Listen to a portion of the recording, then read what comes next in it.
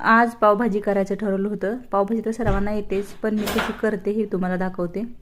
कुकरमध्ये 2 चमचे साजूक तूप टाकून त्यामध्ये सगळ्या भाज्या टाकून घ्याव्यात. टोमॅटो, बटाटा, गाजर, बारीक कट केलेली शिमला मिरची आणि फ्लावर हे सगळं टाकून घेऊन ते चांगल्या पद्धतीने हलवून घ्यावं.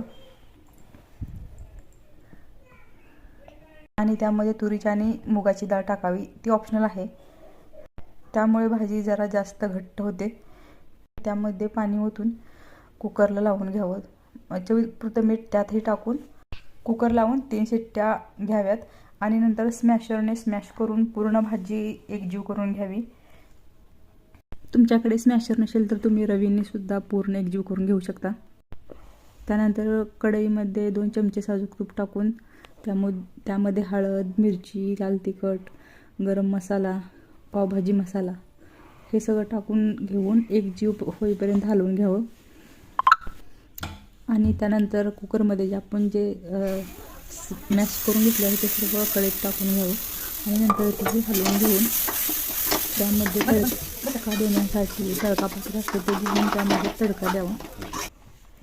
त्यासाठी त्यात 2 चमचे साजूक तूप, जिरं आणि लाल तिखट, पावभाजी मसाला टाकून ते त्या मिश्रणामध्ये ओतून चांगलं हलवून घ्यावं.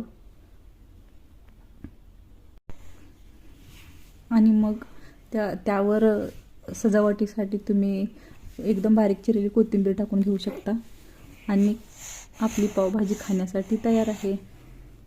तर आम्ही पावभाजी सगळ्यांनी टीव्ही बघत एन्जॉय केली आणि खूपच टेस्टी झाली होती. तुम्हाला हा व्हिडिओ कसा वाटला नक्की सांगा आणि चॅनल सबस्क्राईब करा.